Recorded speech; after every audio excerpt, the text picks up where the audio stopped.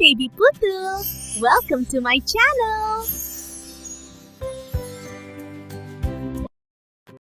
दोस्तों मेरे चैनल को जरूर सब्सक्राइब करें। आपका बहुत बहुत धन्यवाद। बहुत साल पहले की बात है। लक्ष्मीपुर के जंगल में एक पुरानी झील थी। वहाँ दिन में तो कोई घटना नहीं होती, पर थोड़ा सा भी अंधेरा छाते ही वह झील एक खूनी झील बन जाती। उस दौरान जो भी जानवर उस झील पर पानी पीने आ जाता वह जिंदा वापस नहीं आता। कहाँ जाता आज तक किसी को उसका पता नहीं चला था।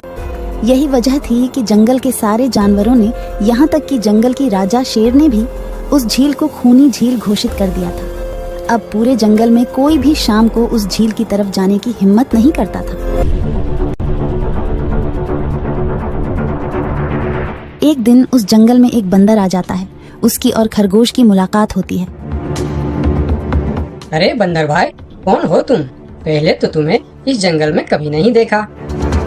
खरगोश भाई, आज तक मैं शहर में इंसानों के बीच चिड़ियाघर में था। किसी तरह आजाद होकर आया हूँ। क्या इस जंगल में मेरे रहने के लिए कोई जगह है? हाँ बंदर भाई, ये हम जैसे जानवरों का घर है, इंसानों का चिड़ियाघर नहीं। आओ, मैं तुम्हें पूरी जंगल की सैर करवाता हूँ, सारी जगह के बारे में बताता हूँ। जो जगह पसंद आए वहीं टिक जाना। और खरगोश बंदर को पूरा जंगल घुमाता है। हाथी, जिराफ जैसे कई जानवरों के रहने की जगह ही नहीं, वहाँ के राजा शेर की भी गुफा दिखाता है, पर उस खूनी झील के बारे में ना बताता है और ना उसे वह दिखाने ले जाता है। बंदर वहीं बरगद के एक बड़े से पेड़ को अपने रहने के लिए पसंद कर लेता है।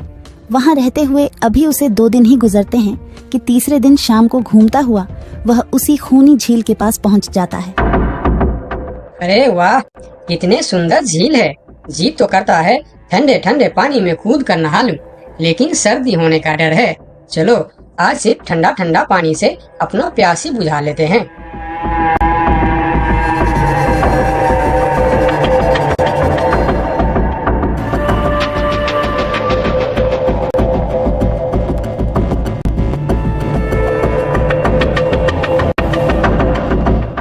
अरे बंदर भाई, तुम इतने डरे हुए क्यों हो? कहाँ से आ रहे हो? झील में पानी पीने गया था और जिंदा वापस आ गए। क्या मतलब, तुम्हें पता नहीं? वह इस जंगल की खूनी झील है। शाम होने पर कोई भी वहाँ जाता है तो जिंदा वापस नहीं आता। उसकी लाश का भी पता नहीं चलता कि वह कहाँ गायब हो जाती है।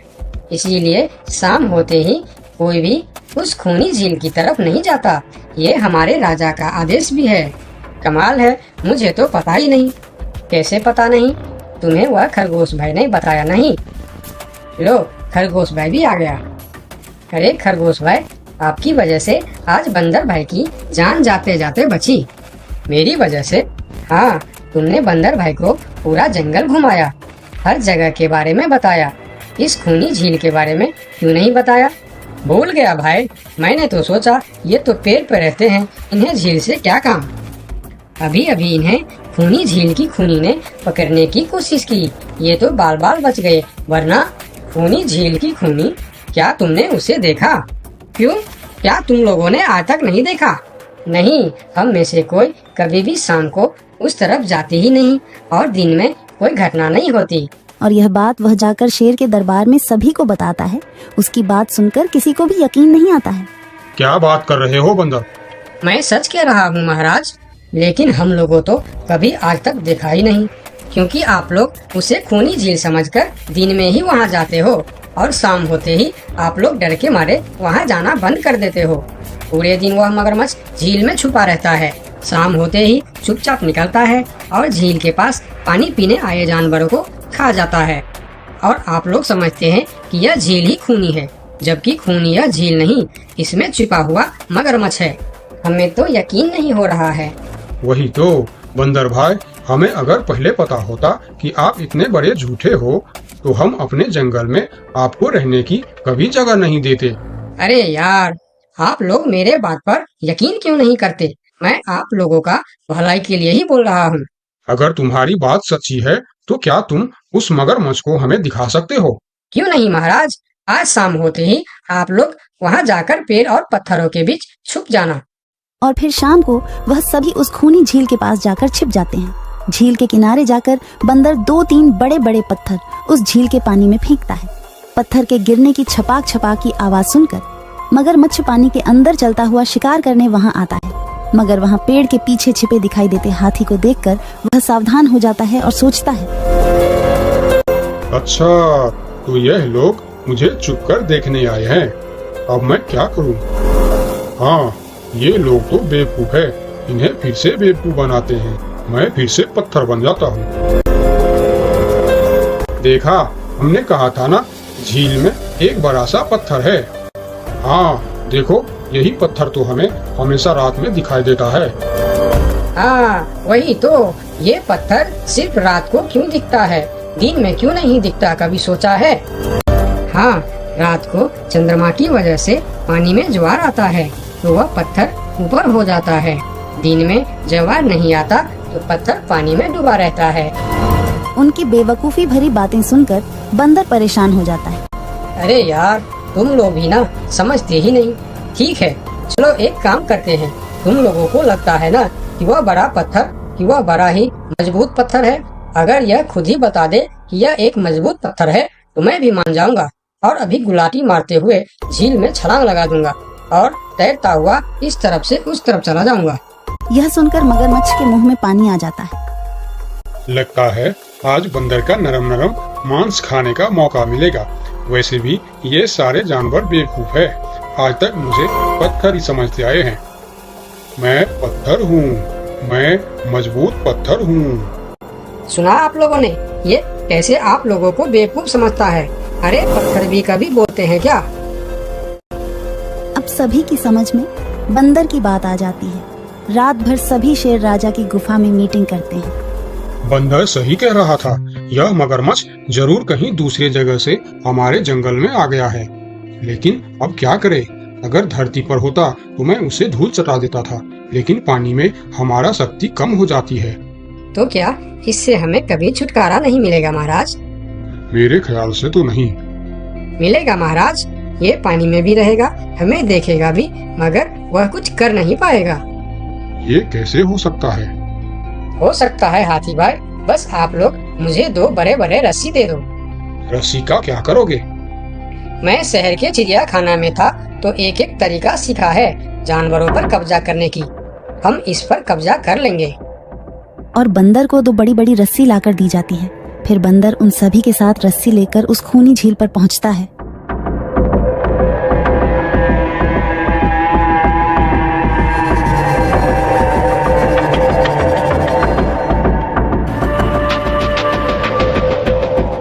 कल तक तो यह बंदर मुझे देखकर भागता था और आज पानी पीने आया है। लगता है ये भी दूसरे जानवरों की तरह मुझे पत्थर समझने लगा है। अभी इसे अपना निवाला बनाता हूँ।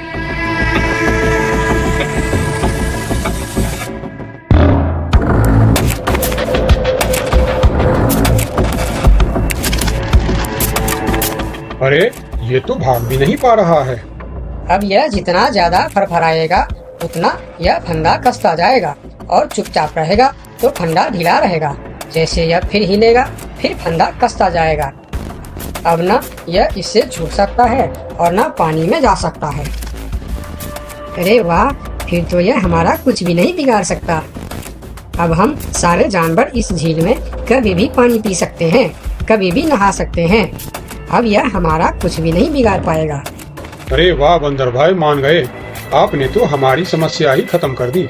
वरना रात भर हमें प्यास ही रहना पड़ता था कि हमें झील में पानी पीने गया और झील ने हमें खा लिया। तो आज हमें एक बात समझ में आई है कि किसी भी अफवाह के चक्कर में हमें अपनी जगह छोड़कर नहीं जाना चाहिए, बल्कि उस अफवाह का समाधान क्या है वह खोजना चाहिए। क्योंकि कोई भी जगह खूनी नहीं होती, उस जगह पर रहने वाला खूनी होता है। बहुत साल पहले की बात है। लक्ष्मी नगर में एक बहुत बड़ा जंगल हुआ करता था। उस जंगल में शेर खान नाम का एक शेर रहता था। वह जंगल का राजा था। उसके शासनकाल में जंगल के सभी जानवर सुखी और शांति से रहते थे। यदि जंगल में कोई भी जानवर गलत काम करता तो शेर खान उसे दंड देते थे। वह कमजोर जानवरों की रक्षा भी करते थे। एक दिन शेर खान अपने गुफा के सामने बैठे थे। तभी उसका दोस्त भालू उसके पास आया। फिर दोनों दोस्त मिलकर जंगल और जंगल के जानवरों के बारे में आलोचना करने लगे। मैं इस जंगल का सबसे शक्तिशाली जानवर हूँ। मेरे सामने जंगल का कोई भी जानवर टिक नहीं सकता। क्या कहते हो भालू भाई? ये तो तुमने बिल्कुल ठीक कहा, लेकिन हाथी के सामने तुम बिल्कुल चूहे जैसे दिखते हो। क्या ठीक कहा ना मैंने शेर खान? भालू की बात सुनकर शेर खान बहुत क्रोधित हो गए। भालू, तुम्हारी हिम्मत कैसे हुई मेरे बारे में इस तरह की बातें करने की? तुम्हें पता है तुम किसके सामने बात कर रहे हो? मैं इस जंगल का राजा हूँ। तुम मेरे दोस्त हो, इसीलिए तुम्हारे साथ मैं थोड़ा मजाक कर रहा था। तुम मेरे बात का बुरा मत मानना शेर खान। शेर खान नहीं, महाराज कहो महाराज। मैं इस जंगल का राजा हूँ, इसीलिए बाकी जानवरों की तरह तुम भी मुझे आज से महाराज कह के ही बुलाओगे। लेकिन शेर खान, हम दोनों दोस्त हैं, फिर भी तुम ऐसे क्यों बातें कर रहे हो? दोस्त है नहीं, दोस्त थे। आज से हमारी दोस्ती खत्म। आज के बाद मैं तुमसे कभी बात नहीं करूंगा। दोस्त कहकर मेरे सामने कभी मत आना। चले जाओ यहाँ से। अपने दोस्त का इस व्यवहार से भालू बहुत दुखी हुआ और वह वहां से चला गया। उसी जंगल में गोलू नाम का एक बंदर भी रहता था। वह दूसरों की चीज चुराकर भाग जाता था। एक दिन गोलू की चोरी करते समय शेर खान के एक सिपाही के द्वारा पकड़ा जाता है और उसे शेर खान के सामने विचार के लिए लाया जाता है। गोलू को देखकर शेर खान कहते हैं, गोलू, तुम्हारी चोरी की किस्से जंगल के दूर दूर तक मशहूर है। तुम जानवरों के घर में ही नहीं बल्कि मेरे दरबार में भी बहुत चीज चोरी की है। इसीलिए मैं तुम्हें पहाड़ से गिराकर मारने की सजा घोषित करता हूँ। आज से ठीक 2 महीना बाद तुम्हें पहाड़ से गिराकर मार दिया जाएगा। अपनी मौत की सजा सुनकर गोलू बहुत रोने लगा और बोला, महाराज, मैं अब कभी चोरी नहीं करूंगा। मुझे माफ कर दीजिए महाराज। मेरे घर में छोटे छोटे बच्चे हैं, मुझे छोड़ दीजिए महाराज। लेकिन शेर खान ने उसकी फरियाद नहीं सुना। तब एक सैनिक उसे ले जाकर जेल में बंद कर देता है। उधर गोलू का दोस्त भोलू को जब इस बात का पता चलता है तब वह गोलू से मिलने के लिए कैद खाने में पहुंच जाता है और उससे कहता है, देखा गोलू, तुम पकड़े गए ना। मैं तुम्हें कितनी बार कहा था कि चोरी करना छोड़ दो। अब क्या होगा बताओ, कैसे निकलोगे यहाँ से? ये सब छोड़ो भोलू भाई, जो होना था वो हो गया। मुझे तो बस अपने परिवार की चिंता हो रही है। काश मैं मरने से पहले उनके लिए कुछ कर पाता। मेरे छोटे छोटे बच्चे हैं, बीवी है, अब उन सब का क्या होगा? मेरे बिना वह भी जीवित नहीं रह सकते। गोलू की बातें सुनकर भोलू सोच में पड़ गया। फिर वह शेर खान के पास गया और बोला, महाराज, मैं गोलू का दोस्त भोलू हूँ। मैं आपसे कुछ कहने आया हूँ। तो तुम गोलू का दोस्त भोलू हो? ठीक है, बताओ क्या कहना चाहते हो तुम? महाराज, मैं चाहता हूँ कि आप गोलू को कुछ दिन के लिए उसके परिवार के पास जाने दें ताकि वह मरने से पहले अपने परिवार के लिए कुछ इंतजाम कर सके। मरने वाले का आखिरी इच्छा पूरा कीजिए महाराज। आप एक बार उसके परिवार के बारे में भी सोचिए। गोलू ने जो किया उसमें उसकी परिवार की क्या गलती है? अगर आप उसे कुछ दिन के लिए अपने परिवार के पास रहने दोगे तो शायद उसका परिवार बच जाएगा। मैं इस बारे में तुम्हारी कोई मदद नहीं कर सकता।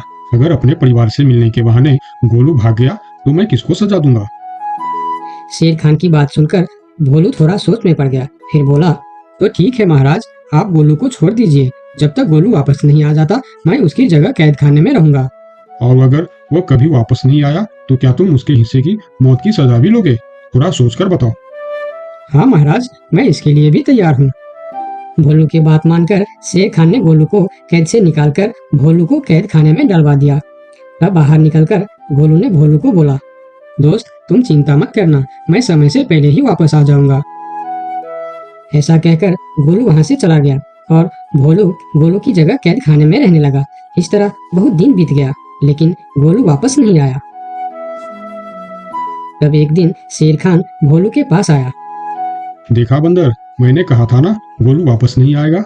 अगर कल सुबह तक गोलू वापस नहीं आया तो शर्त के अनुसार कल शाम के समय तुम्हें पहाड़ से गिरा दिया जाएगा। अगले दिन भी जब गोलू वापस नहीं आया तब शेर खान और उनके सैनिक भोलू को लेकर पहाड़ के किनारे पर गए। फिर भोलू को खाई के किनारे खड़ा करके शेर खान ने कहा, देखा ना मूर्ख बंदर, तुम्हारे दोस्त तुमको धोखा देकर चला गया। अब तुम मरने के लिए तैयार हो जाओ। लेकिन इस बार भी गोलू नहीं डरा और बोला, कोई बात नहीं महाराज, मैं अपने दोस्त के लिए मरने के लिए भी तैयार हूँ। मैं यह जानकर बहुत खुश हूँ कि मेरा दोस्त अपने परिवार के साथ खुश है। मेरे आगे पीछे और कोई नहीं है। मैं तैयार हूँ महाराज। शेर खान और भोलू के बीच बातचीत चल ही रही थी कि तभी थोड़ी दूर पर गोलू उनके और आता हुआ दिखाई दिया। फिर पास आकर उसने बोला, तुम्हें ऐसा करने की कोई जरूरत नहीं है दोस्त। तुमने मेरे लिए जो किया उसके लिए तुम्हारा बहुत बहुत शुक्रिया। अब मैं अपनी सजा पूरी करने के लिए तैयार हूँ। महाराज, छोड़ दीजिए मेरे दोस्त को। गोलू, तुम्हें वापस आने की क्या जरूरत थी? मैं यह सजा ले लेता था। तुम्हारे घर में छोटे छोटे बच्चे हैं, बीवी है, उनका क्या होगा? मेरे परिवार में मेरे अलावा और कोई नहीं है, इसीलिए यदि मैं मर भी जाऊं तो मेरे लिए किसी को कोई दुख नहीं होगी। तुम यहाँ से चले जाओ। नहीं दोस्त, गलती मैंने की है, इसीलिए सजा भी मुझे ही मिलनी चाहिए। उन दोनों की दोस्ती को देखकर शेर खान सोचने लगे। ये दोनों अपने दोस्ती के खातिर एक दूसरे के लिए जान देने के लिए तैयार है, और मैं एक छोटी सी बात के लिए अपने सबसे अच्छे मित्र भालू से दोस्ती तोड़ दी। यह मैंने बहुत बड़ा गलती कर दी। मुझे इसका प्रायश्चित करना ही होगा। किसी को मरने की कोई जरूरत नहीं है। तुम दोनों की दोस्ती देखकर मैं गोलू की सजा माफ करता हूँ। और याद रखना गोलू, अगर तुमने फिर से चोरी की तो अगली बार मैं तुम्हारी सजा माफ नहीं कर पाऊंगा। नहीं नहीं महाराज, आज के बाद मैं फिर कभी ऐसा गलती नहीं करूंगा। आज से मैं ईमानदारी से मेहनत करके अपना परिवार चलाऊंगा। आपका बहुत बहुत धन्यवाद महाराज। ठीक है, अब तुम लोग यहाँ से जा सकते हो। उनके जाने के बाद शेर खान सीधा अपने दोस्त भालू के पास गया। भालू मेरा दोस्त, मैं यहाँ तुमसे माफी मांगने के लिए आया हूँ। मैंने जो उस दिन तुम्हारे साथ व्यवहार किया वह बहुत गलत था। मैं बहुत शर्मिंदा हूँ, मुझे माफ कर दो मेरे दोस्त। लेकिन महाराज, आपने तो कहा था। महाराज नहीं, शेर खान बोलो, शेर खान। आज से तुम मुझे महाराज नहीं शेर खान ही बुलाओगे, क्योंकि दोस्त एक दूसरे के नाम लेकर ही बुलाते हैं। आज से तुम मेरे सबसे अच्छे दोस्त हो।